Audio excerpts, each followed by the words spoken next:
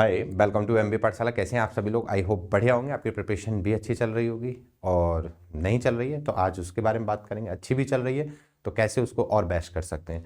तो आज का वीडियो जो रहने वाला है वो हमारा सीईटी के ऊपर रहने वाला है।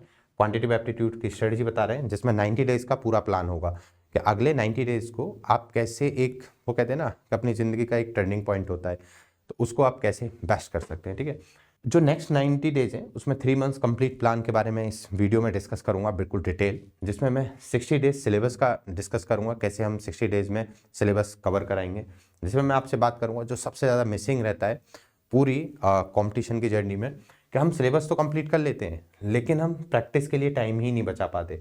तो आप देख रहे होंगे मैंने 2/3 पार्ट जो है वो यहाँ पर सिलेबस के लिए रखा है और 1/3 पार्ट जो है वो रिग्रेस प्रैक्टिस के लिए रखा है, जो सबसे ज़्यादा मिसिंग है। यानी कि सिलेबस करने के बाद में बहुत सारे लोग सिलेबस कर लेते हैं, कट ऑफ भी क्लियर कर लेते हैं, लेकिन आपको रैंक तक जाना है तो आपको ये जो पार्ट है इससे आपको गुजरना होगा। जो आपकी जितनी भी वीकनेस है वो ये कंप्लीट कर देगा। जिस बैच के बारे में हम बात कर रहे हैं, ये बैच 10 जनवरी से स्टार्ट हो रहा है। हमारा सीईटी डेडिकेटेड बैच के नाम से।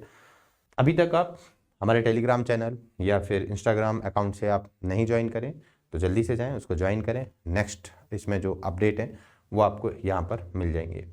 कोई भी क्वेरी है आपको कोर्स से रिलेटेड या किसी भी चीज़ से रिलेटेड, जनरल क्वेरी भी है, तो आप इन नंबर्स पर आप कॉल कर सकते हैं और डाउट क्लियर कर सकते हैं।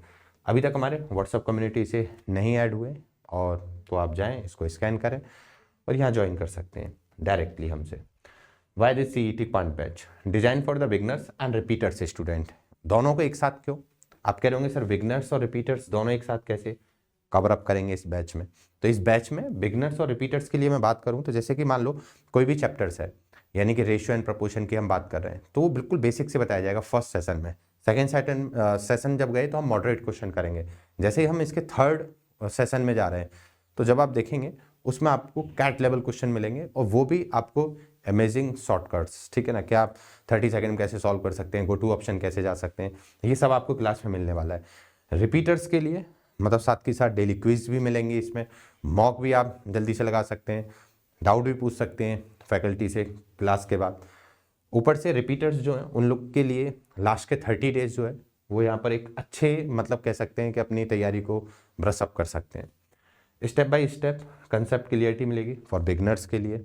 रिपीटर्स ने जो गलती आपने करी है, आपको पता होगी लास्ट ईयर, वो आपको उस चैप्टर्स की गलती टीचर से पूछ के कवर अप करना है इसी में। क्योंकि रिपीटर्स का मतलब ये नहीं है कहीं ना कहीं गलती करी है लास्ट ईयर तभी तो वो रिपीट कर रहा है।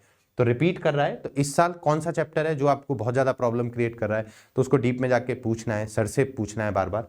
ठीक है, मेरे से बार बार पूछना है कि सर मुझे लास्ट ईयर ऐसे टाइप के क्वेश्चंस में प्रॉब्लम आ रही है। तो इसलिए ये रिपीटर्स के लिए भी बहुत खास रहने वाला है। आप डायरेक्ट हमसे कनेक्ट कर सकते हैं। Step by step concept clarity मिलेगी, सीईटी फोकस्ड अप्रोच रहेगी। ऐसा नहीं है कि कैट के लिए बहुत धमाकेदार क्वेश्चन कर रहे हैं जिनका सॉल्यूशन 2-2 3-3 मिनट में आ रहा है, ऐसे क्वेश्चंस को हम टच भी नहीं करेंगे।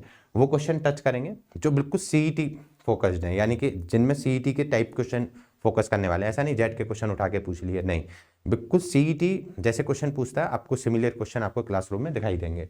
गोल क्या रहेगा? स्कोर और confidence.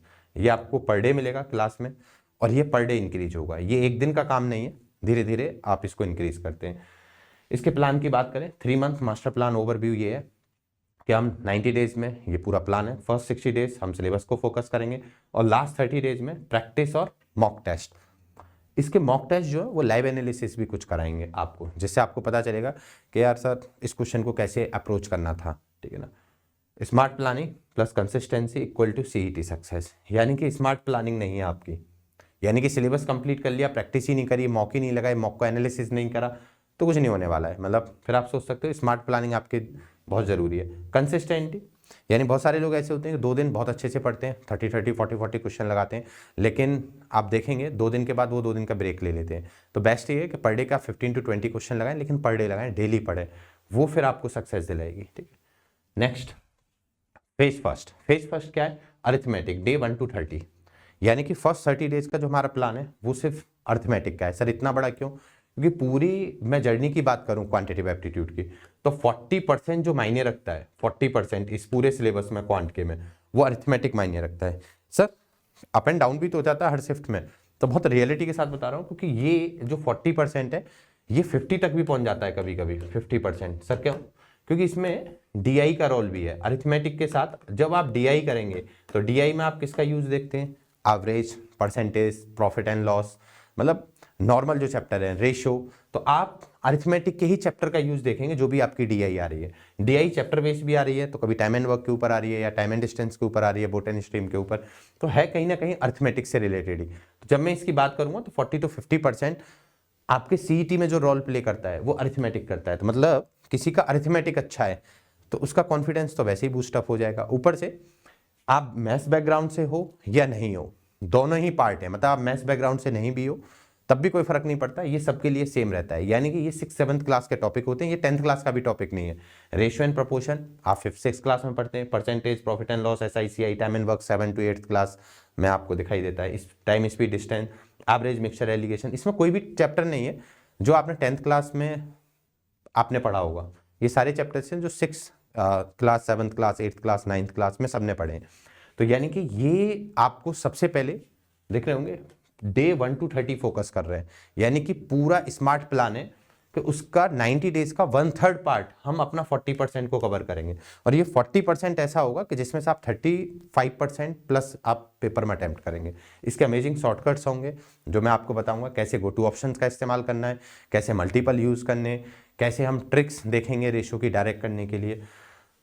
Strong arithmetic means strong CET foundation. तो जस्ट मैंने बताया पूरी CET की जो फाउंडेशन है वो स्ट्रॉन्ग अर्थमेटिक है।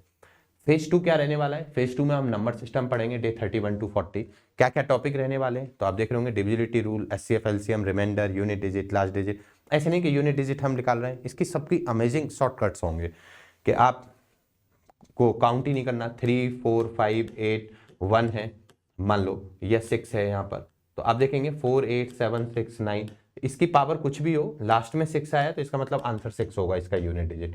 तो ऐसे कुछ शॉर्टकट्स हम पढ़ने वाले हैं। सेम केस हम रिमाइंडर में पढ़ने वाले हैं, 1 का रूल, टोशन थ्योरम, फर्मेट थ्योरम, देन उनको अमेजिंग तरीके से, एक तो थ्योरम है उनको भी और अमेजिंग तरीके से कैसे सीखते हैं, ठीक है। डिविजिबिलिटी रूल, LCM SCF बहुत सारे लोग पढ़ते हैं, उनके बेहतरीन शॉर्टकट गो टू ऑप्शन, यानी कि SCF LCM के मैं 70% क्वेश्चन आपको गो टू ऑप्शन कराऊंगा, जो बड़े बड़े क्वेश्चन होते हैं, largest 6 digit number, largest 7 digit number, smallest 5 digit number, जो फाइंड करने होते हैं वो सब अमेजिंग शॉर्टकट से होंगे। फोकस ऑन शॉर्टकट्स और स्पीड, इसमें जो पूरा फोकस रहेगा वो मेरा शॉर्टकट्स पर रहेगा और साथ में किस पर रहेगा, स्पीड पर रहने वाला है। इसका फेज 3 क्या रहने वाला है, देन अलजेब्रा। अलजेब्रा में 41 to 50 डेज रखें। कौन कौन से टॉपिक हैं, लीनियर एंड इनइक्वालिटी, मैं बता भी सकता हूं, मैं 1 सेशन इस पर लूंगा, 2 सेशन इस पर रहने वाला हूं। मैं आपको क्लास में बताऊंगा किस पर कितने सेशन जाने वाले हैं। बेसिक ऑफ आइडेंटिटी अलजेब्रा का क्वेश्चन होगा, कैसे हम अमेजिंग तरीके से इसे सॉल्व कर सकते हैं कि x + 1/x = मान लो और एक एग्जांपल √3 के इक्वल है और आपसे वैल्यू पूछ रहा है कि x की पावर 72 + 1/x की पावर 72 क्या है, तो अमेजिंग शॉर्टकट्स होंगे। यानी कि मैं आपको बताऊंगा कि x की पावर 6 = हमारे पास में वैल्यू बनती है, देन -1, कुछ इस तरीके से इसको जब सॉल्व करते हैं तो यहाँ -1 की पावर क्या रख देंगे, देन 72 प्लस -1 की पावर 72, पावर इवन है तो हमारे पास इवन मिलेगा, 1 + 1 आंसर आ जाएगा हमारे पास में 2, काम खत्म। यस, तो हम अमेजिंग शॉर्टकट सीखने वाले हैं कुछ इसके। ऐसी same inequality, modulus, AP, GP, search and indices. Algebra is logic not a memorisation, यानी कि आपके लॉजिक क्लियर है इसमें ऐसा नहीं चलने वाला है कि यार क्वालिटी के क्वेश्चन की शॉर्टकट बता दिए, आपको sum of roots, product of roots सब कुछ पता होना चाहिए। ऐसा नहीं है कि बिल्कुल शॉर्टकट पे चलेंगे, इसमें हम किस चीज़ पर चलने वाले हैं, लॉजिक पर, ठीक है ना। नेक्स्ट फेज क्या रहने वाला है, ज्योमेट्री और मेंसुरेशन। ज्योमेट्री मेंसुरेशन की हम बात करें तो इसमें ये टॉपिक है, line and angle, triangle, quadrilateral, mensuration, 2D 3D, तो इसको फोकस करेंगे। इस पे जो 10 सेशन रहने वाले हैं वो ज्योमेट्री एंड मेंसुरेशन पर रहने वाले हैं। इसमें आपको डायग्राम बनाना बताएंगे, कैसे बनाते हैं, हाइट एंड डिस्टेंस में कोई पोल है, ठीक है ना, वो 30 डिग्री एंगल पर है तो किस तरीके से ये फिगर अप्रोच करते हैं, ठीक है ना। कोई एक राइट एंगल ट्राइंगल है, राइट एंगल ट्राइंगल है तो फिगर ऐसे बनेगी, कुछ सर ये नहीं बन सकती तो ये बताएंगे फिगर ऐसे ही क्यों बनानी है, ये परपेंडिकुलर है हाइपोटेनियस पर तो कुछ इस तरीके से ड्रॉ करेंगे, तो फिगर बनाना मैं आपको बताऊंगा, प्लस इसमें साथ में कंसेप्ट बताएंगे, जब जाके ईजी ज्योमेट्री बनेगी। यानी कि ज्योमेट्री के लिए ऐसा नहीं कि सिर्फ शॉर्टकट सीख के जा रहे हैं, फॉर्मूले रट के जा रहे हैं, तो फिर कहीं ना कहीं वो प्रॉब्लम क्रिएट करने वाला है आपको एग्जाम में। PNC special 3 session, special 3 session इसीलिए कि 3 सेशन आप पढ़ लोगे तो PNC के जितने भी क्वेश्चन आते हैं आप बना ले जाओगे। 90% क्वेश्चन PNC के आपके सॉल्व हो जाएंगे सिर्फ इन 3 क्लास से। ये 3 क्लास कुछ इस तरीके से मैंने डिजाइन करी है, ठीक है। इन 3 क्लास को कोई पढ़ ले तो 90% सिलेबस, 90% सिलेबस नहीं, क्वेश्चन कंप्लीट हो जाते हैं। Basic permutation combination cover up होगा, सीईटी ओरिएंटेड अप्रोच यानी कि मैं पीवाईक्यू क्वेश्चन भी कराऊंगा साथ में इसके, लॉजिक बेस्ड सॉल्विंग यानी कि बहुत ज़्यादा इसमें फॉर्मूले वगैरह नहीं, बस सिर्फ लॉजिक से कि ये नंबर आया है तो इसको कैसे सॉल्व करेंगे, ठीक है ना, कोई फॉर्मूला नहीं बताएंगे इसमें, ठीक है, नो हैवी फॉर्मूला, कोई हैवी फॉर्मूला नहीं होगा, ओनली अंडरस्टैंडिंग से ये बताया जाएगा।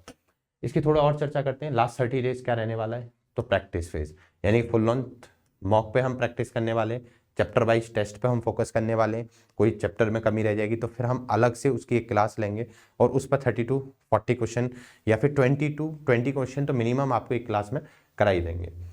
प्रीवियस ईयर क्वेश्चन भी क्लास में कराए जाएंगे जिससे आपको कॉन्फिडेंस आए कि यार ये लास्ट ईयर का क्वेश्चन है देखो, और आपने कितने बढ़िया तरीके से इसको इस अप्रोच से कर सकते हैं। स्पीड एक्यूरेसी ड्रिल होगी क्लास में, आप देखेंगे तो आपको हमारा जो ऐप में फीचर है जैसे कि पोल सिस्टम होता है, मैं आपको टाइमर लगा के क्वेश्चन दूंगा 30 सेकंड 40 सेकंड 1 मिनट, 1 मिनट में आपको सॉल्व करना है और यदि वो सॉल्व नहीं हुआ तो वो पोल हट जाएगा वहाँ से, और उसके बाद आपको लीडर बोर्ड जनरेट होगा कि आज की क्लास में आपका कौन सी रैंक है। तो ये सब आपको इसमें देखने को मिलेगा। Mock analysis is the real game in changer, यानी कि बहुत सारे लोग मॉक लगाते हैं, अक्सर सुना होता है कि यार मॉक लगाओ, हर जगह सुना होता है सिर्फ मॉक दो आपका सिलेक्शन हो जाएगा। मॉक देना इंपॉर्टेंट नहीं है, आप 100 मॉक दे दो लेकिन आप एनालिसिस नहीं कर रहे हो तो आप, मैं ये नहीं कह रहा हूँ कि इंप्रूवमेंट नहीं आएगा, हाँ हो सकता है कि 1 से आप 10 पे पहुंच जाएं, लेकिन जब तक एनालिसिस नहीं कर रहे तो आप 1 से 100 नहीं जा सकते। आपको 1 से 100 जाना है, मतलब इसमें जो मेजॉरिटी पार्ट जो डिपेंड करता है, आप मॉक 100 की बजाय 40 लगाओ लेकिन उनका डीपली एनालिसिस करो, कहाँ मिस्टेक हुई है, कैसे आपको इसे इम्प्रूव करना है। मॉक देना है इंपॉर्टेंट नहीं है, मैंने यहाँ लिखा भी है, मॉक का एनालिसिस सीईटी क्लियर कराता है, ठीक है। मॉक देना इंपॉर्टेंट नहीं है, मॉक का एनालिसिस आपको जरूर करना है, वो नहीं कर रहे हैं तो वो उस दिन का जो मॉक दिया है वो आपके लिए यूजलेस है फिर, ठीक है। स्टूडेंट सक्सेस की पॉइंट कुछ इसकी मैं बात करूं, कंसिस्टेंसी ग्रेटर देन मोटिवेशन। ये क्यों लिखा है, इसका मतलब क्या है, लोग बाग मोटिवेशन ढूंढते हैं कि यार मैं कैसे सीईटी क्लियर कर लूँ, क्या कर लूँ, मतलब वो रोज के डेली के यार 15 क्वेश्चन सॉल्व करें तो ऑटोमेटिक मैथ सुधर जाएगा, वो ये ढूंढ रहे होते हैं कोई बस मेरी हाँ में हाँ कर दे, ठीक है ना, इस चीज़ को वो ढूंढ रहे होते हैं, कोई मोटिवेशन कोई कैप्सूल ढूंढ रहे होते हैं, रोज का कहीं ना कहीं जाएंगे, आजकल मोटिवेशनल वाले बहुत मिल रहे हैं, उनकी वीडियो देखते हैं, रोज़ 3-4 वीडियो देख लेते हैं, फिर 3-4 दिन के लिए मोटिवेशन मिल जाता है, फिर एक वीडियो देख लेते हैं। यार कंसिस्टेंसी से आप 15 to 20 क्वेश्चन डेली के लगाओ, आफ्टर 1 मंथ आपकी इतनी प्रैक्टिस हो जाएगी कि इस कैप्सूल की नीड नहीं होगी आपको, ठीक है ना। Same day revision in the compulsory, यानी कि आज की जो क्लास हुई है उसको आप रिवीजन करो या फिर नेक्स्ट डे पक्का उसका रिवीजन करो। रिवीजन करोगे तो आपको फिर एक अलग कॉन्फिडेंस आएगा और एक कंसेप्ट क्लियरिटी और ज़्यादा हो जाएगी आपकी। Accuracy first then speed. बहुत सारे लोग क्या होते हैं, सीईटी में सुना होता है यार 150 मिनट और 200 क्वेश्चन, सर स्पीड तो बहुत चाहिए, तो वो स्पीड के पीछे भागते हैं, एक्यूरेसी को मिस कर जाते हैं। तो एक चीज ध्यान रखो, मैं कह रहा हूं कि जेबी की कट ऑफ भी मान लो 175 176 है, तो 175 176 180 भी चाहिए हमें। तो एक चीज ध्यान रखें, बहुत सारे लोग ऐसा करते हैं कि एक्यूरेसी को साइड में रख देते हैं और स्पीड पे ही सिर्फ फोकस करते हैं। तो स्पीड पे आप फोकस कर रहे हैं और मान लो आपने 30 क्वेश्चन गलत कर दिए, 200 के 200 आपने अटेम्प्ट करे और आपने 30 क्वेश्चन गलत कर दिए, तो आप देखो 170 पे आप पहुंच जाओगे। तो स्पीड के चक्कर में आप ऐसा मत करो कि 180 ही अटेम्प्ट करो, लेकिन सही तरीके से अटेम्प्ट करो। एक्यूरेसी बहुत है, मैं ये नहीं कह रहा हूँ स्पीड मैटर नहीं कर रही है, लेकिन एक्यूरेसी यहाँ पर साथ में ज़्यादा है, इससे ज़्यादा होनी चाहिए, ठीक है।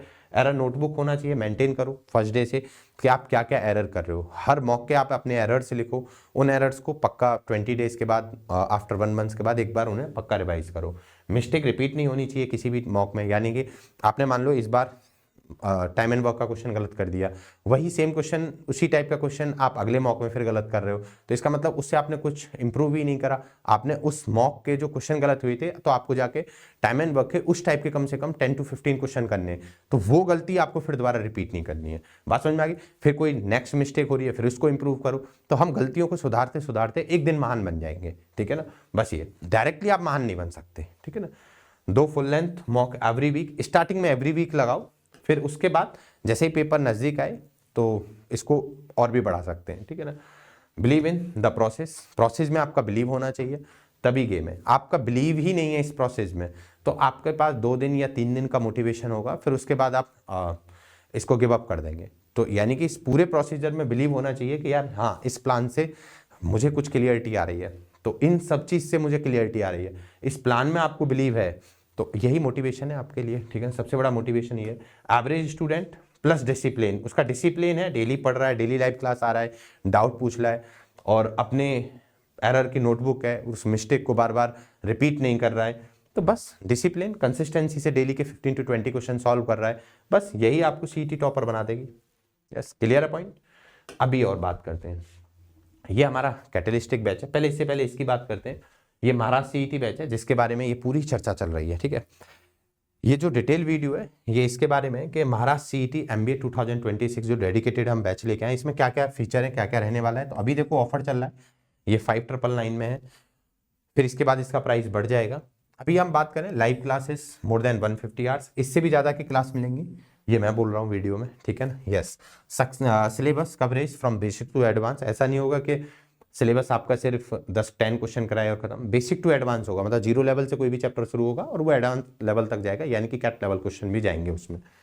Topic test every topic for each section, यानी कि जैसे ही रेशियो का चैप्टर खत्म होता है तो उसके आपको टॉपिक टेस्ट भी मिलेंगे, प्रैक्टिस सीट भी आपको मिलने वाली है इस बैच में। डेली क्विजेस मिलेंगे फॉर प्रैक्टिस करने के लिए आपको डेली क्विज कराए जाएंगे। इस बैच का ये सबसे खास फीचर है जो अभी हमने फर्स्ट टाइम ऐड करा है। 10 full length mock test with detail video solution के साथ इसमें मिल रहा है। ये फैकल्टी मेंबर रहने वाले हैं, इन सब के आपने क्लासेस देखी होंगी वाईटी पर, तो आप जाके चेक करें कौन कैसा पढ़ाता है। तो इसमें अब से सर इंग्लिश पढ़ाने वाले हैं, उधर सर एलआर पढ़ाने वाले हैं, मैं क्वांट देखने वाला हूँ इसमें, और सर डीआई और कुछ एलआर के टॉपिक देखने वाले हैं, ठीक है। इस बैच के जो पूरे मेंटोर होंगे, यानी कि इस बैच को डिजाइन किस तरीके से करा जाए, तो आप पूरे हितेश सर देखेंगे इसमें, ठीक है। Starting from the 10th of जनवरी, यानी 10 जन से स्टार्ट हो रहा है। कोई भी क्वेरी है आप इस पर कॉल कर सकते हैं, सपोर्ट ये @MBA पाठशाला पे आप मेल कर सकते हैं। किसी को कैट बैच के साथ जाना है तो इसके रीज़न है इस बैच के साथ जाने का, कोई इसका लीजेंड लेता है और अगले साल कैट का प्लान कर रहा है, तो कोई नेक्स्ट ईयर कैट का प्लान कर रहा है लेकिन सीईटी इस बार लिखना चाहता है, तो लीजेंड के साथ सीईटी का जो बैच है वो फ्री है, यानी कि आप कैट की प्रिपरेशन करें नेक्स्ट ईयर के लिए 2026 के लिए। लेकिन 26 के साथ आपको लगता है कि मैं सीईटी भी दूंगा इस बार, जेबी के लिए और सिमसरी के लिए ट्राई करूंगा, तो फिर आपको लीजेंड, आप इस बैच को परचेज करते हैं लीजेंड के साथ, तो सीईटी आपको इसके साथ फ्री मिल जाएगा, आपको अलग से सीईटी लेने की जरूरत नहीं है। कोई भी क्वेरी है आप इन नंबर्स पर कॉल कर सकते हैं। बहुत सारे लोगों के मन में एक डाउट रहता है कि सर मेरा क्वांट अच्छा नहीं है, इसको बेस्ट कैसे करा जाए। तो देखो एक ही आंसर है, आप डेली कंसिस्टेंसी से 10 to 15 क्वेश्चन सॉल्व करो, आपको आफ्टर 30 डेज इस क्वेश्चन को रिपीट नहीं करना पड़ेगा, ये मैं श्योरिटी और अपने एक्सपीरियंस से बता रहा हूँ। दूसरा क्वेश्चन रहता है कि यार मैंने 10th के बाद मैथ्स छोड़ दिया था सर, मैथ्स तो मुझसे आता ही नहीं है। तो ध्यान रखें जो इसका 40% पार्ट है अर्थमेटिक और डीआई 40 to 50% तक, तो उसमें क्या होता है, वो आप मैथ्स बैकग्राउंड से हो भी हो या नहीं भी हो, वो दोनों के लिए सेम है, क्योंकि वो 6th 7th 8th क्लास का सिलेबस है। अर्थमेटिक जो आता है 6th 7th 8th में आता है, उसके लिए कोई फॉर्मूला नहीं चाहिए, कोई बहुत बड़ी अप्रोच नहीं चाहिए, बस छोटी छोटी अप्रोच चाहिए और प्रैक्टिस चाहिए, आप उसे सॉल्व कर सकते हैं। बस आपको कॉन्फिडेंस रखना है, आपको गिव अप नहीं करना। पहले तो आपका सेंटेंस ही इनकम्प्लीट है जब आप बोल देते हैं मैंने 10th के बाद मैथ्स छोड़ दिया, तो मतलब आप गिव अप कर रहे हैं उस चीज़ को। पहली बात तो 10th के बाद मैथ्स होता भी तो वो इंटीग्रेशन डिफरेंशिएशन पढ़ रहे होते, आप कभी भी इस चीज़ को ऐसे नहीं देख रहे होते कि यार टाइम एंड वर्क क्या है, टाइम एंड स्पीड क्या है, बस आपको कॉन्फिडेंस रखना है। और मैं कह रहा हूँ बस फर्स्ट 30 डेज आप रेगुलरली 15 to 20 क्वेश्चन आप सॉल्व करो, आपको मैथ्स में कॉन्फिडेंस आ जाएगा।